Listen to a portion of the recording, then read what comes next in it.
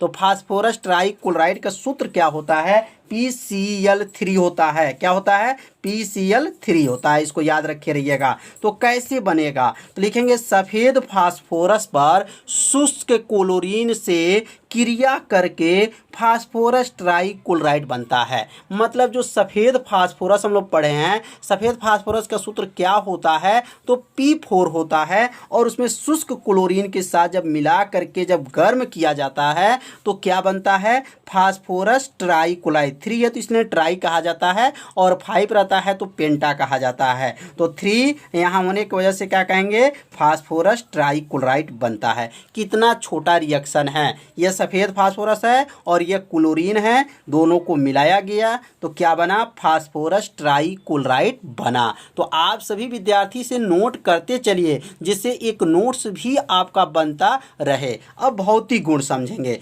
मतलब जो है फास्फोरस ट्राइक्लोराइड का जो भौतिक गुण क्या है? तो यहाँ लिखेंगे कि यह रंगहीन गतिशील द्रव है। क्या है? रंगहीन है और गतिशील जो है द्रव है। मतलब गति करने वाला जो है यह द्रव है। इसमें दुर्गंध आती है। इसमें क्या होती है? दुर्गंध। मतलब दूर तक उसका गंध होता है, इसलिए लिखा गया दुर्गंध होती है। मतलब इसका जो गंध होता है वो बहुत दूर तक जाता है, इसलिए लिखेंगे दुर्गंध आती है। इसका क्वथनांक कितना होता है? तो इसका क्वथनांक जो होता है 73.5 डिग्री सेल्सियस होता है। मतलब फास्फोरस ट्राइक्लोराइड का जो क्वथनांक है वह 73.5 डिग्री सेल्सियस होता है। तो समझ में आ गया होगा कि फास्फोरस ट्राइक्लोराइड कैसे बना, इसके भौतिक गुण क्या हैं। अब हम लोग समझेंगे रासायनिक गुण। रासायनिक गुण का मतलब यह होता है जो केमिकल प्रयोगशाला में बनाते हैं वह दूसरे से जब क्रिया करता है तो किस में लिखा जाता है? रासायनिक गुण में लिखा जाता है। तो यहाँ पे अभी हम लोग कौन से केमिकल को बनाए हैं? तो फास्फोरस ट्राइक्लोराइड को बनाए हैं। तो फास्फोरस ट्राइक्लोराइड जो है अलग अलग तत्वों के साथ जब क्रिया करेगा तो क्या क्या बनेगा, इसमें लिखना रहता है। तो अब यहाँ लिखेंगे रासायनिक गुण में पहला जो लिखेंगे कि यह जल के साथ क्रिया करके फास्फोरस अम्ल बनाती हैं। क्या बनाती हैं? फास्फोरस अम्ल बनाती हैं। तो यहाँ लिख लेंगे ये जल के साथ क्रिया करके फास्फोरस अम्ल बनाती हैं। तो यह इसका नाम क्या है? फास्फोरस ट्राइक्लोराइड है और यह जल है। दोनों को मिलाएंगे तो क्या बनेगा? फास्फोरस अम्ल बनता है और उसके साथ हाइड्रोक्लोरिक अम्ल भी प्राप्त होता है। तो समझ में आ गया होगा कि जब जल से क्रिया करता है कौन करेगा? फास्फोरस ट्राइक्लोराइड करेगा। तो क्या बनेगा? फास्फोरस अम्ल बनेगा और उसके साथ जो है हाइड्रोक्लोरिक अम्ल भी बनेगा। दूसरा लिखेंगे यह ऑक्सीजन से क्रिया करके फास्फोरस ऑक्सी ट्राइक्लोराइड बनाती हैं। मतलब ये ऑक्सीजन से जब क्रिया करता है तो क्या बनता है? तो लिखेंगे कि यह ऑक्सीजन से जब क्रिया करता है तो फास्फोरस ऑक्सी ट्राइक्लोराइड बनाती है। तो यह लिखेंगे फास्फोरस ट्राइक्लोराइड है और ऑक्सीजन को मिलाया गया है तो क्या बना है? फास्फोरस ऑक्सी ट्राइक्लोराइड बना है। तो समझ में आ गया होगा कि यह जो रिएक्शन आपको बताया जा रहा है तो आप सभी विद्यार्थी जरूर नोट कर रहे होंगे और नोट करेंगे तो आपको क्या होगा? अच्छे से समझ में भी आएगा। अब तीसरा जो है यह क्लोरीन से अभिक्रिया करके, मतलब यह क्लोरीन मतलब यह कौन?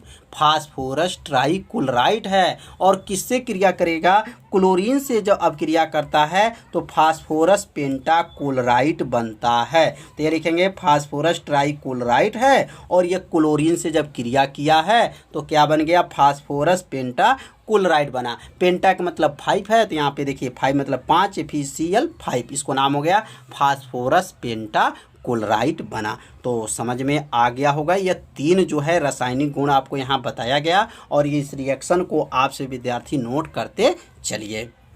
तो अब चौथा लिखेंगे कि यह सल्फर क्लोराइड से अब क्रिया करता है तो क्या बनता है? फास्फोरस थायोट्राइक्लोराइड बनाती हैं। तो यह लिख लेंगे यह सल्फर क्लोराइड से अब क्रिया करके क्या बनाती है? फास्फोरस थायोट्राइक्लोराइड बनाती है।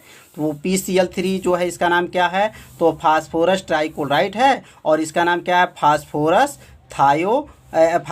जो है इसका नाम जो है सल्फर क्लोराइड है। ध्यान दीजिएगा सल्फर क्या है? क्लोराइड है। अब दोनों को जब मिलाया गया है तो यहाँ पे फास्फोरस पेंटाक्लोराइड भी बना है और फास्फोरस थायोट्राइक्लोराइड भी बना है। तो समझ में आ गया होगा कि यह रिएक्शन क्या क्या है। फास्फोरस ट्राइक्लोराइड, सल्फर या क्या है क्लोराइड है, और फास्फोरस पेंटाक्लोराइड भी बना है, फास्फोरस थायो ट्राइक्लोराइड बना है। तो इसे रिएक्शन को आपसे विद्यार्थी नोट कर लीजिए। अब इसका उपयोग कहाँ करते हैं, मतलब फास्फोरस जो है ट्राइक्लोराइड का उपयोग कहाँ किया जाता है। तो यहाँ लिखेंगे कि फास्फोरस जो है ट्राइक्लोराइड का उपयोग जो है, पहला जो लिखेंगे एल्किल क्लोराइड बनाने में काम आता है। क्या आता है, एल्किल जो क्लोराइड होता है उसको बनाने में काम आता है। दूसरा होता है सल्फर यौगिक बनाने में काम आता है। दूसरा क्या है, सल्फर यौगिक बनाने में काम आता है। तीसरा लिख सकते हैं कि फास्फोरस पेंटाक्लोराइड बनाने के काम आता है। तो यहाँ लिख लेंगे फास्फोरस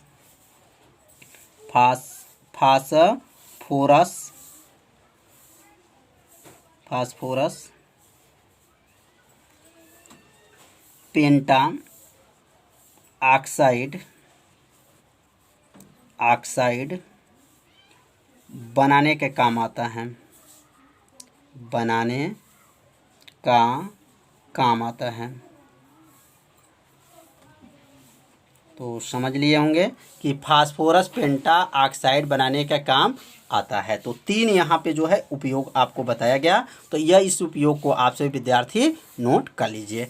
अब हम लोग पढ़ेंगे फास्फोरस पेंटाक्लोराइड कैसे बनता है। अभी हम लोग क्या पढ़े थे, फास्फोरस ट्राइक्लोराइड था। तो अब हम लोग पढ़ेंगे फास्फोरस पेंटाक्लोराइड कैसे बनता है, इसके प्रयोगशाला विधि क्या है, इसके भौतिक गुण क्या है, इसका उपयोग कहाँ किया जाता है, अब इसके बारे में समझेंगे। तो अब यहाँ लिखेंगे कि फास्फोरस पेंटाक्लोराइड क्लोरीन के साथ क्रिया करता है तो क्या बनता है, फास्फोरस पेंटाक्लोराइड बनता है। कितना आसान है, फास्फोरस ट्राइक्लोराइड है और क्लोरीन के साथ जब क्रिया किया है तो क्या बन गया, फास्फोरस पेंटाक्लोराइड बन गया। तो कितना रिएक्शन आसान है। तो इस रिएक्शन को आप सभी विद्यार्थी से नोट कर लीजिए, 2 बार पढ़िए, निश्चित ही आपको याद हो जाएगा। इसकी दूसरी जो विधि है इसको लिख सकते हैं सफ़ेद फास्फोरस तथा क्लोरीन के साथ क्रिया करके फास्फोरस पेंटाक्लोराइड बनाती है। जो सफ़ेद फास्फोरस होता है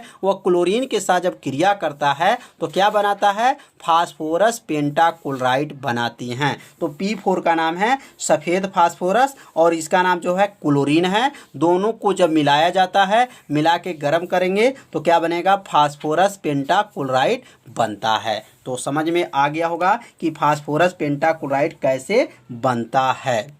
तो अब पढ़ेंगे इसके भौतिक गुण। भौतिक गुण क्या है, तो भौतिक गुण लिखेंगे कि यह रंगहीन ठोस होता है। पहला क्या लिखेंगे कि यह रंगहीन ठोस होता है।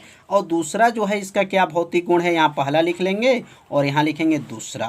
दूसरा है कि यह फीका हरित पीला ठोस के रूप में प्राप्त होता है।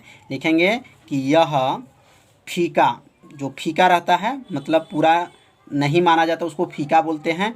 फीका हरित, हरित मतलब हरा, यह फीका हरित पीला मतलब थोड़ा सा हरा और पीला, ठोस के रूप में, किसके रूप में, ठोस के रूप में प्राप्त होता है। के रूप में क्या होता है, प्राप्त होता है।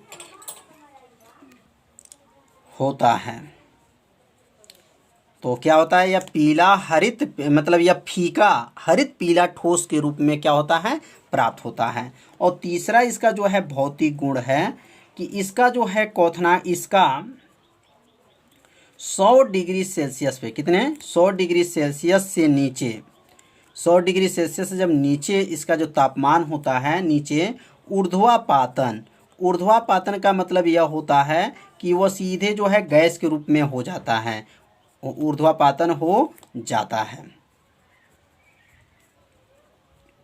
तो यहाँ लिखेंगे इसका 100 डिग्री सेल्सियस से नीचे जो है क्या होता है, ऊर्ध्वापातन हो जाता है। इसका मतलब यह हुआ कि जब ये 100 डिग्री सेल्सियस जब नीचे होता है तो यह जो है सीधे जो है किस अवस्था में, ठोस अवस्था से किस अवस्था में,